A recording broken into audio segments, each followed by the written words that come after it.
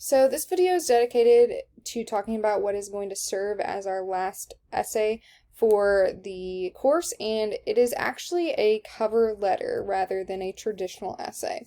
So you will be writing a cover letter, and what a cover letter is, it's a letter that you include with your job application where you're writing to your future employer, the person you're hoping will hire you, and telling them why you are qualified for the position that you're applying for. You're introducing yourself and telling them the things that make you a good match for the position. So before we get started on learning how to prepare to write this essay, we're going to look at a few important things on Blackboard. So first up, we have the instructions. It's important that you take some time and carefully read over these instructions. We're going to be talking about various things with them today, and with the instructions there's also an essay outline that will help you out in preparing to write this essay. So take some time on your own to look over these instructions, and then you want to take some time to look over the rubric. This is how you're going to be graded on this final essay, so you definitely need to be familiarizing yourself with it so that you know what you need to include and how you're going to be earning your grade. And then also I have included a sample student cover letter. So this is a cover letter written by a student who took this course and made a really high score in their cover letter because of the way that they developed their cover letter and really communicated effectively why they're a good match for the position. This example also meets all the requirements of the rubric. So take some time to read this as well. So we're going to be talking more and looking at some slides that show us how to prepare, but I also want to show you a couple other things on Blackboard that you should keep in mind. So for Tuesday's lesson, you're going to be watching a lesson about writing an effective cover letter. This is an important lesson because it's going to go into more details of the things you need to do that will help you check off those things in the rubric and make sure you've included all the requirements in your essay. And then you will see that your essay is to be completed on Wednesday the 10th, and you have Wednesday the 10th to write this through the 11th. Thursday the let me correct that. You have Wednesday the 10th to write this. It is due at the end of the day on Wednesday the 10th. Right now I am in a different time zone than you, so it shows that it is due on the 11th, but it is due on the 10th. Your Blackboard will show that it is due on 8/10 at 11:59 p.m. So make sure that you get it turned in on time. Again, I want to say that your Blackboard will show that it is due on 8/10 at 11:59 p.m.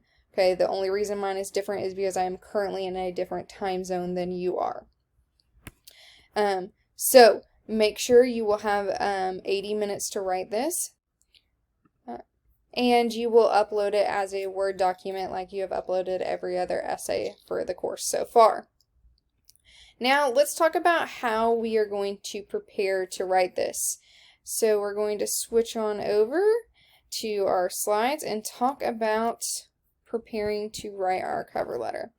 So I've already kind of mentioned this, that a cover letter introduces you and your resume to your potential employers or the organization you seek to join. So it could be a nonprofit, an educational institution, etc.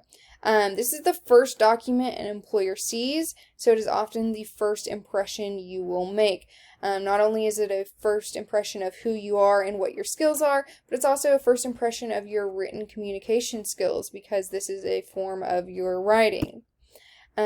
So why is it important? A cover letter explains your experiences in a story-like format that works with the information provided in your resume. It allows you to go in depth about important experiences and skills and relate them to job requirements.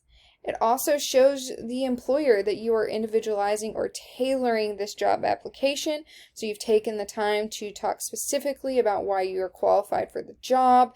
It shows them that you have that extra level of commitment. You're not just filling out an application, you're taking time to write them a letter. And then, like I said, it does provide them a sample of your written communication skills. So There are 4 steps that you can take when preparing to write a cover letter. We're really only going to focus strongly on step 1, talk a little bit about step 2, but we're not going to really talk about steps 3 and 4. Those are steps you can take, but for the purposes of this assignment, we're going to just talk about steps 1 and 2. So the first step is to read the job advertisement carefully. So one way to learn about a company and what it values is to carefully read the job ad. Job advertisements describe the qualifications and skills a company is looking for in a candidate. So here are some tips, and this is what you're going to be doing in order to prepare. So you're going to look for a job ad. You're going to identify and circle keywords in the ad that signal what the employer is considering important, what they're looking for. Then you're going to make a list of how you can meet those skills and qualifications, okay? And then you're going to list proof of specific skills by describing experiences in which you have used or gained those skills. Now this is going to make more sense as I show you how to do that right here. So what we're going to do is we are going to actually exit our slides. It'll let me. And we're going to go to Indeed.com. And this is what you're going to do on your own as well. So what you're going to do is you're going to search for a job in the field you want to go to. So I'm going to pretend that I want to be a veterinary technician. So I'm going to search that as my what.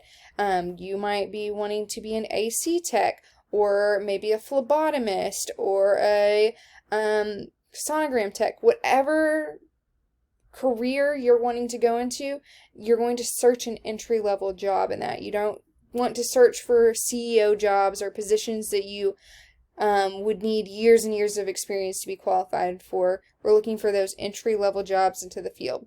So I'm going to search veterinary tech, and you can do it anywhere you want to live. So I'm going to go ahead and we're going to do Colorado Springs. I'm going to pretend that that's where I want to live. And I'm going to look for jobs. And so what I'm going to do is I'm going to look at various job postings. When you're looking at job postings for the job that you're going to apply for or write your cover letter for, you want to make sure that you're looking for postings that have plenty of information for you to work off of. So what you would do is you would read the job description and look for ways that you meet the requirements of the job, skills that you possess, things you have. Okay, so I'm going to kind of glance over this one. Tells us a little bit about the area. So they have a unique culture that values each individual skill and personality, high quality veterinary medicine and patient care with experience and technical know-how to make them happen. Okay, so I'm going to look at that one. Let me look at another one and see if I can get any more information. Okay, so I really like this job posting because it lists out duties and responsibilities. So these are things that they're looking for me to be able to do. And then it also lists out qualifications, which is really helpful as well. So it's things like the employee must be able to multitask. So that might be a skill that I possess and I can talk about in my cover letter that I have that skill. So I would highlight multitask. And then I'd look up here and it says, okay, checks patient medical records for past histories, enters in computer and files. So I might talk about how throughout my schooling I've used different computer programs in order to manage files and documents, and so that will help me in order to do that for them as well. So you're looking for different things that you can meet the need of. You can say, okay, I'm going to be able to do this for you because of my experiences that I've had in the past. So you're going to want to look for 3 things at least that you have skills related to. And it might not be you exactly have that skill yet, but you have skills that would help you do well at what is being asked of you. So it says like performs departmental housekeeping duties. So if you worked at a fast food restaurant and part of your responsibility was to like clean the tables and clean up, you could say that I'll easily be able to meet that need of housekeeping duties because in my past I have kept whatever the name of the restaurant is clean for the customers. Things like that, okay? So that's what you're going to look as you look at your job ad is look for things that you can use to show your qualifications while you're prepared and ready for that job. Okay, the other thing you can do is you can research the company's website and look for things that show what their values are, what they're looking for in employees, what's important to them in someone that they're going to hire. So that's another thing that you can do, but really focus on reading that job ad and looking for ways that you can show that you will be a good candidate and that you can fulfill those duties and responsibilities.